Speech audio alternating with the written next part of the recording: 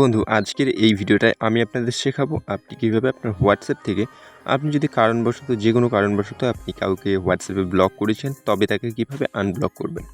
খুবই ইজিলি আমি আপনাদের শেখাতে চলেছি। সেজন্য আপনি সবার প্রথমে হোয়াটসঅ্যাপ ওপেন করে নিন। হোয়াটসঅ্যাপটি ওপেন করার পরে আপনি ডান সাইডের কোণায় 3 ডট আইকন দেখতে পাবেন, সেখানটাতে ক্লিক করে সেটিংয়ের উপরে ক্লিক করুন।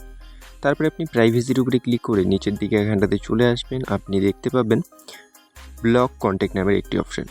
সো ব্লক কন্ট্যাক্টের উপরে ক্লিক করার পরে আপনার প্রত্যেকটা ব্লক নাম্বার কিন্তু এখানটাতে শো করবে। আপনি যেই মোবাইল নাম্বারটিকে আনব্লক করতে চান তার উপরে একবার আপনি ক্লিক করে দিন।